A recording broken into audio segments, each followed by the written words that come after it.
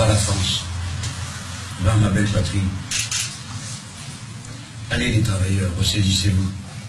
Ne laissez pas que tout ça soit fait en votre nom. Ne permettez pas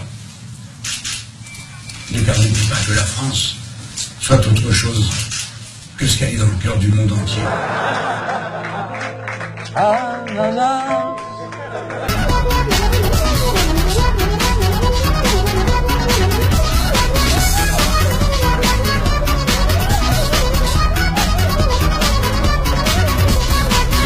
La civilisation humaine est menacée d'être détruite par notre mode de consommation et de production.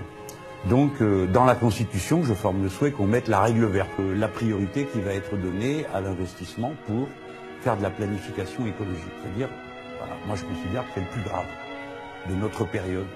C'était le 29 juillet 2010, la Commission européenne a proposé de réautoriser les farines animales. Cette proposition a été transmise au Parlement européen. Le pays qui s'est fait remarquer, c'est la France, que vous voyez ici, la France. Il y en a 8 qui ont voté pour et 56 députés qui ont voté contre.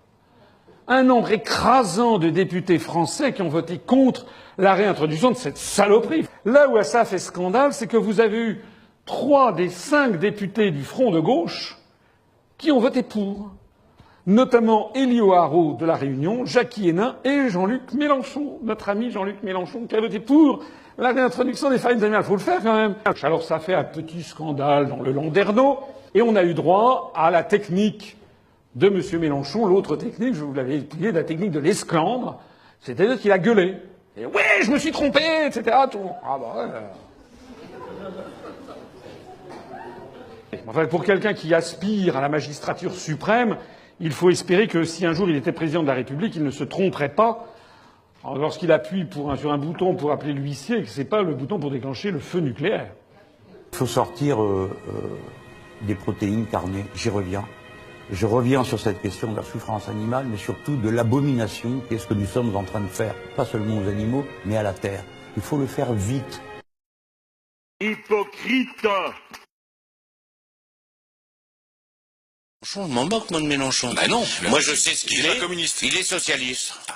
Ok. Oui, il est socialiste. Il revendique. Il n'a pas changé. Il n'a pas changé. Moi, je l'ai vu, excusez-moi, je l'ai vu quand il a été frotté et ciré les pompes à Jospin pour avoir un petit secrétariat d'État à la formation. Ouais, il a changé depuis. Et à chaque fois, c'était le plus arrogant. À chaque fois qu'on faisait des propositions, vous, les communistes, c'est de la merde, vos amendements. Continue. Mélenchon, on n'a rien contre vous, mais apparemment vous avez beaucoup de choses contre nous. Vous refusez le dialogue, vous refusez l'échange, vous prônez la démocratie, vous prônez la lutte, mais aujourd'hui vous fuyez. Je trouve ça inadmissible. Monsieur Mélenchon, faites-moi peur, faites-moi le contraire. Venez aujourd'hui, venez nous rencontrer. Vous avez ça, Escroc! vous avez ça, refusé. Escroc! Mélenchon! Escroc! Mélenchon! Escroc! Mélenchon! Escroc! Mélenchon! Escroc! Mélenchon, venez pour la lutte. Il se cache! Mélenchon, il se cache dans les quartiers! On te démasquer! Viens voir le pain! Imposteur, on te démasque! Et aujourd'hui, il a changé, pourquoi? Et alors, les nationalisations, les étatisations, ou plutôt, les privatisations, qu'est-ce qu'il a dit?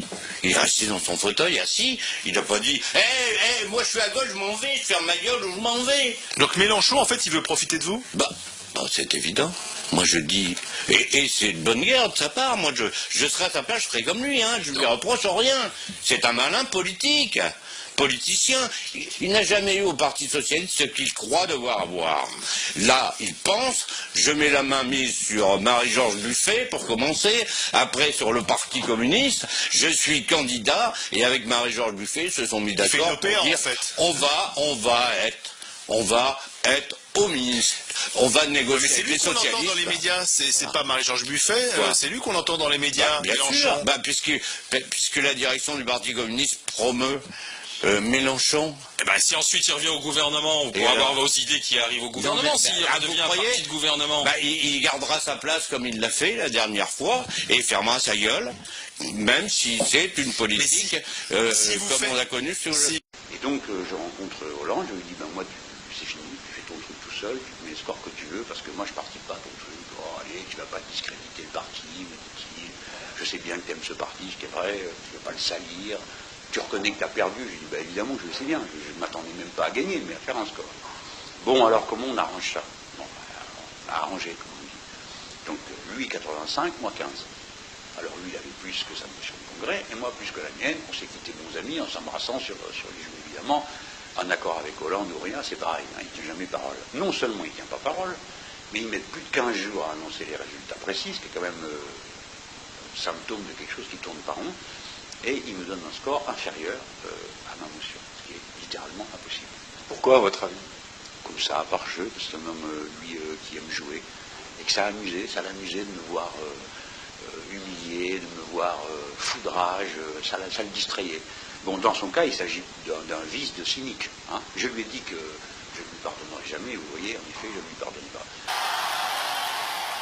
Je vous demande de ne pas traîner les pieds.